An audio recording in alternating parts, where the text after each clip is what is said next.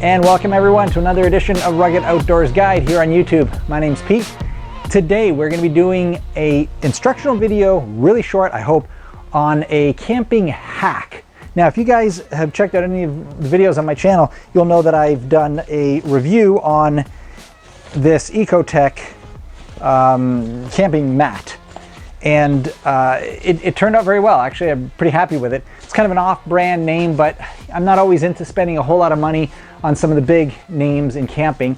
So I've got a little bit of both. I got some really great stuff, good names, and then I've got some sort of off-brand names that I've just kind of tested to see if I'm wasting my money or not. And I've been successful a number of times, so it's all good. You guys have heard, I'm sure, if you've been around the camping world long enough, you have heard of dry sacks, right? If you don't know what a dry sack or a dry bag is, whatever you want to call it, this is one. Okay, it's basically a bag that is waterproof. You take it on canoe trips or kayak trips, and you pack all your stuff in it, and you bind it all up, and it will not let water in. You can capsize, and you're good. Everything's dry. Now, I don't know if you know, but most dry bags are made out of kind of this rubbery, kind of well, basically it feels like rubber. It's just a rubber coating on some material, like a fabric or something.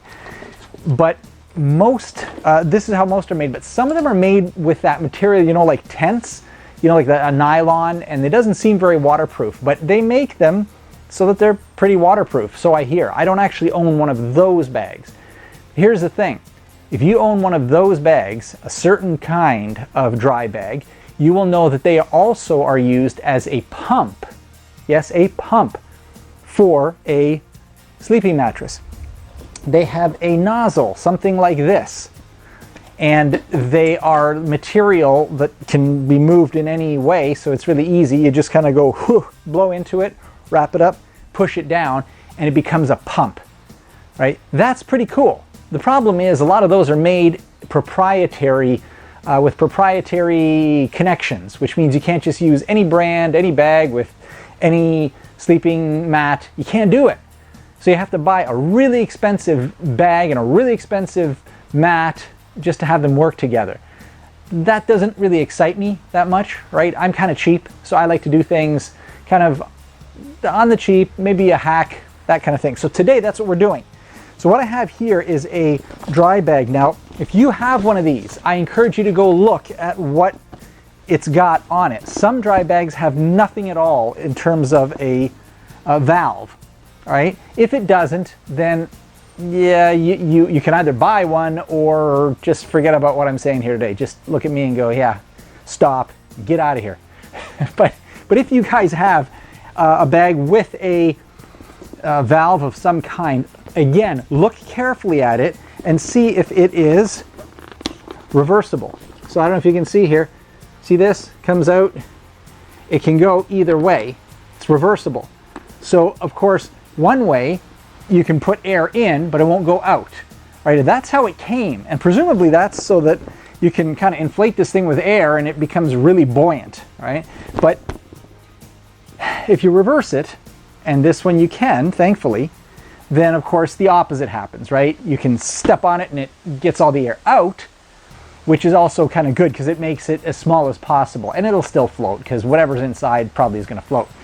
So I was lucky enough to come across this bag. It's just another off-brand name. It's called a Luckstone.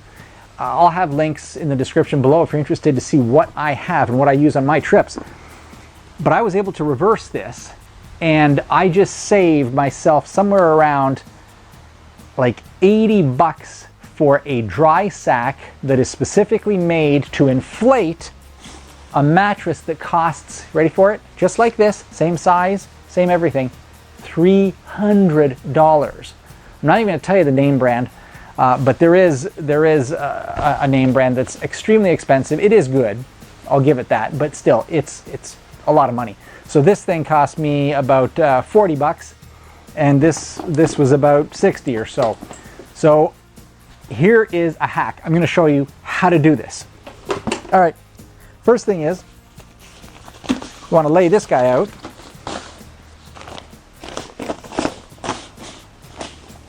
And by the way, I'm here on my porch because you can't really see this very easily in a tent, how I do all this. It's kind of cramped quarters. So here I am on my front porch. Okay, so I'm not going to blow into here. Now, oh yeah, I got to tell you this, guys. This if you watch the video on this mattress, the Ecotech Hibernate, the big advertising feature they use to sell this is that you can inflate it in less than 10 breaths. All right. Truth is, you can. I did it in 8 actually, and I topped it off with 9. But here's the thing. I don't think you'll have a problem if you do that, given the number of times that you probably use it, maybe a couple times a year.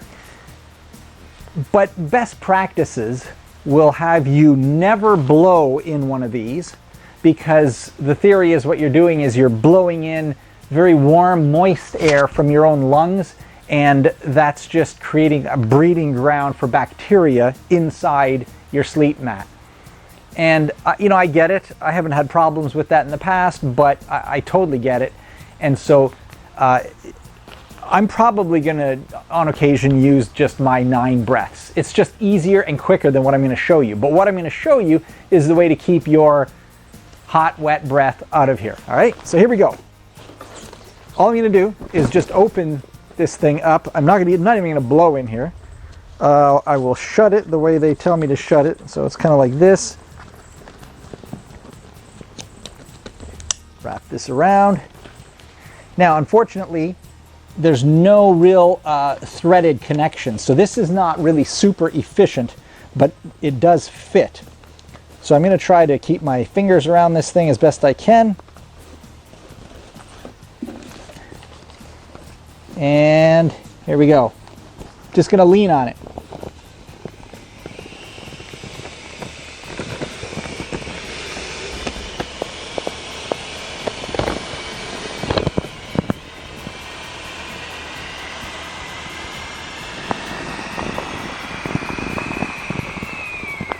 Oh man, almost did it. Almost with one.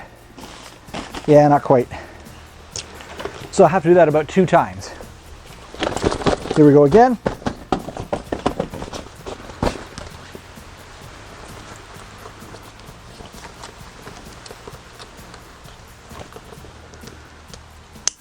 Now the last time I did this, I actually had to use about 10% breath.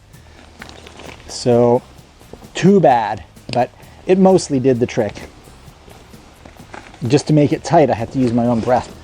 Okay, I'm losing air as I'm transferring this, unfortunately. Okay, I'm going to lie down on it again.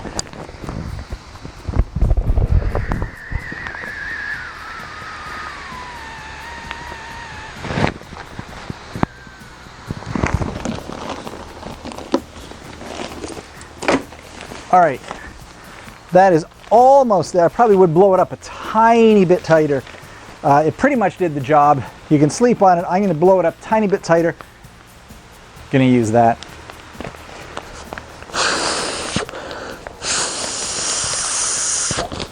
It really only needed about 1 breath.